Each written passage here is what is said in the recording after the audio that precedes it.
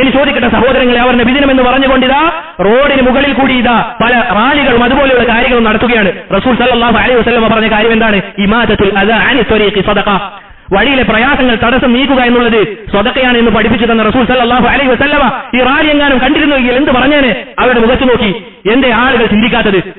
എത്ര പ്രയാസങ്ങളിൽ റോഡിലൂടെ പോകുന്ന ആളുകളുണ്ടാകും, എത്ര ആളുകളുണ്ടാകും. ഹോസ്പിറ്റലിലേക്കും അതുപോലെ തന്നെ പ്രയാസഘട്ടങ്ങളിൽ ഏതെങ്കിലും സ്ഥലങ്ങളിലേക്ക് പോകാനുള്ള ആളുകൾക്ക് മുടക്കമായിക്കൊണ്ട് നബിസ്നേഹം എന്ന് പറഞ്ഞുകൊണ്ടിതാ അവർ ആഘോഷിക്കുകയാണ്. ഏത് ദിവസത്തിൽ സഹോദരങ്ങൾ? ഉമർ റളിയല്ലാഹു അൻഹു പൊട്ടിക്കരഞ്ഞ ദിവസത്തിൽ, അബൂബക്കർ സിദ്ദീഖ് റളിയല്ലാഹു അൻഹു തന്റെ കൂട്ടുകാരൻ പോയ വിഷമത്തിൽ കരഞ്ഞ ദിവസത്തിൽ ഇതാ നബിസ്നേഹം എന്ന് പറഞ്ഞുകൊണ്ട് അല്ലാഹുവിന്റെ റസൂൽ സല്ലല്ലാഹു അലൈഹി വസല്ലമ ഹറാമാക്കിയ മ്യൂസിക്കും വെച്ചാണ് ഇവർ തുള്ളുന്നത്. 4 മദ്ഹബും ഏകകണ്ഠേന പറഞ്ഞ കാര്യമാണ് മ്യൂസിക് ഹറാമാണ് എന്നുള്ളത്.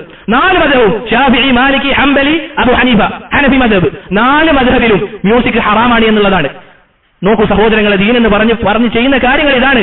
അല്ലാഹുവിന്റെ റസൂൽ സല്ലല്ലാഹു അലൈഹി വസല്ലമ പറഞ്ഞ കാര്യം എത്ര സത്യമാണ്.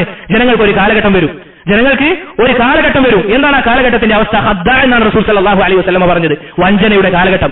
അന്ന് സത്യം പറയുന്ന ആളുകൾ കള്ളന്മാരാണ് എന്ന് പറഞ്ഞ് മുദ്രവെക്കപ്പെടും. പറയുകയാണ് റസൂലിനോട് സ്നേഹമില്ലാത്ത ആളുകളാണെന്ന് പറയുന്നത്. നോക്കൂ സഹോദരങ്ങളെ, വല്ലാഹി സുമ്മ തല്ലാഹ്, നമ്മൾ ധരിച്ചിരിക്കുന്ന ഈ വസ്ത്രം റസൂൽ സല്ലല്ലാഹു അലൈഹി വസല്ലമയുടെ സ്നേഹത്തിന്റെ ഭാഗമായിട്ടാണ്. നമ്മൾ നീട്ടി വളർത്തിയിരിക്കുന്ന താടി റസൂൽ സല്ലല്ലാഹു അലൈഹി വസല്ലമയുടെ സ്നേഹത്തിന്റെ ഭാഗമായിട്ടാണ്.